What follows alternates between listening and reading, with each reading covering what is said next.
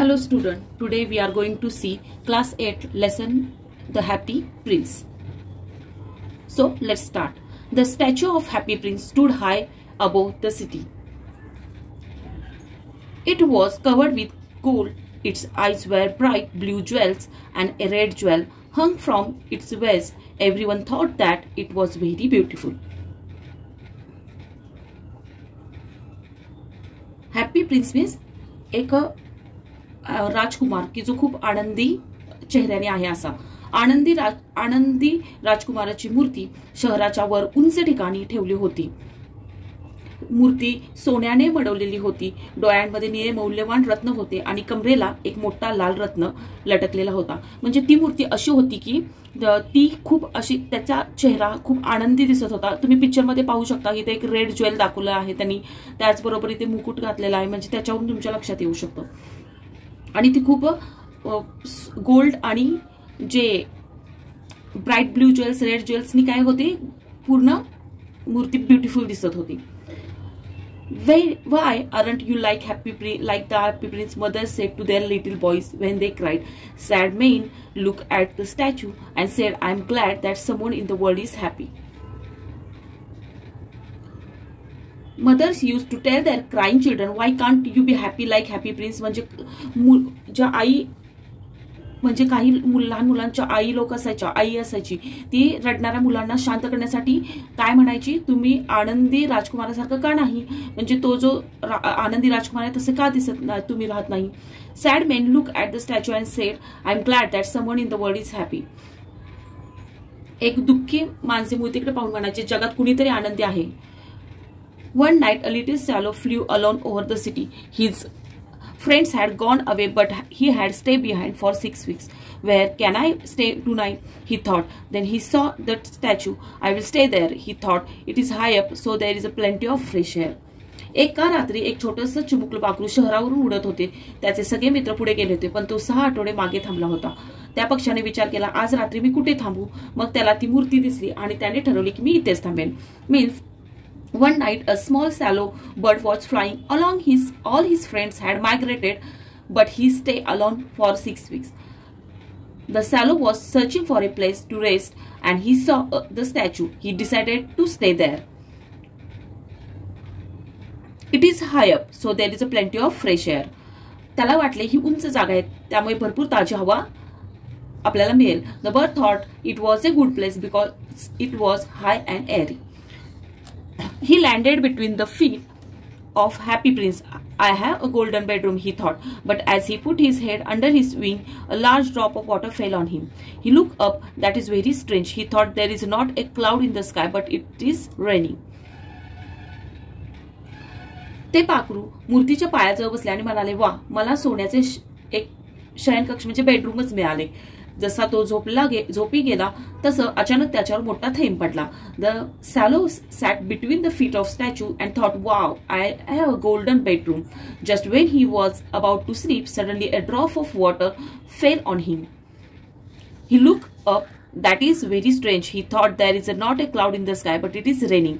Then another drop fell. I cannot stay on a statue that does not keep me dry, he thought. I must find another place, and he decided to fly away.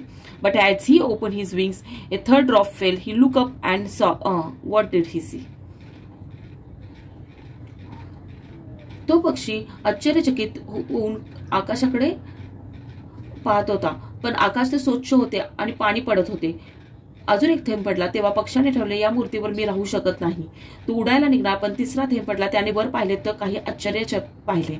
म्हणजे the swallow was surprised because the sky was clear, still water was falling. Another drop fell. The bird decided he could not stay there.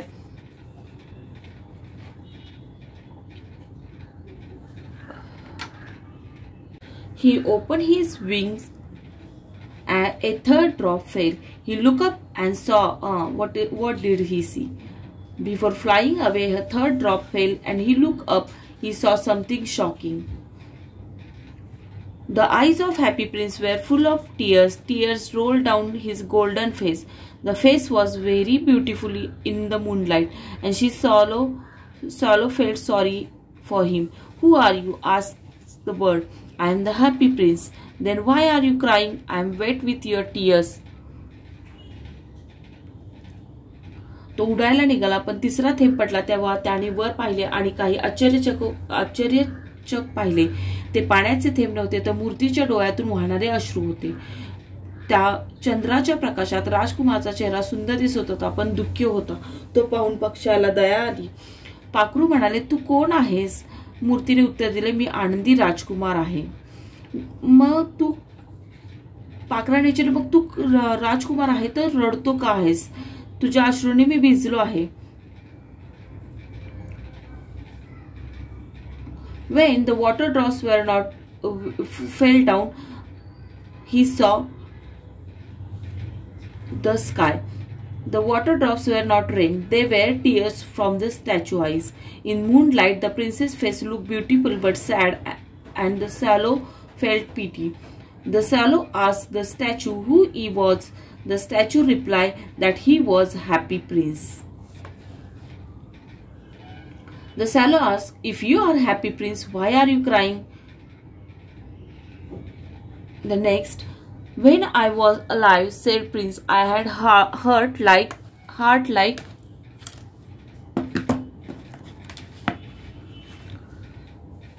every other man, but I did not know what tears were. I lived in a palace where there was no sadness. In the daytime, I play with my friends in a beautiful garden, and in the evening I danced. There was a high wall round the garden, but I did not know what lay on the other side. So I was called the happy prince. I was pleased with my little world. Now I am dead. तो राजकुमार त्या बर्डला, पक्षाला बोलला की मी जिवंत असताना माझ्याकडे माणसासारखे हृदय होते, पण मला अश्रू म्हणजे काय हे माहीत नव्हते.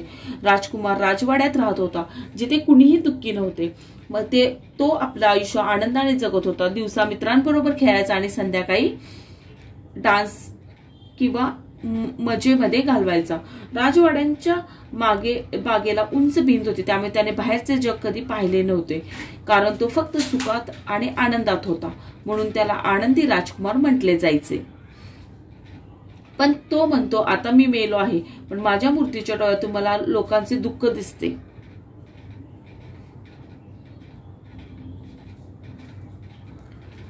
The prince lived in palace full of happiness where no one was sad. In daytime he played with his friends in a beautiful garden, and evening he danced. There was a high wall round the garden, but he did not know what lay on other side. Because he lived in comfort and fun, people call him happy prince. The prince says now he is no longer alive, but his statue can see the real suffering of the world. So children, this was the beginning of the story of the prince. We learned that even though the prince was called happy, he never knew real sadness until he saw the suffering of others. In the next part, we will see how he helps the poor with the swallow. म्हणजे मुलांनो, आपण next part मध्ये पाहणार आहोत की राजकुमार आनंदी राजकुमार म्हणून ओळखला जायचा, पण खरे दुःख त्याने कधी पाहिलेच नव्हते. तर पुढील भागात आपण तो कसा मदत करतो त्या बर्डच्या साहाय्याने ते आपण पाहणार आहोत. तोपर्यंत व्हिडिओ आवडले असल्यास लाईक, शेअर, सबस्क्राईब जरूर करा आणि आपल्या चॅनलवर येणारे प्रत्येक व्हिडिओ पाहत राहा. बेल आयकॉनला क्लिक करायचे विसरू नका.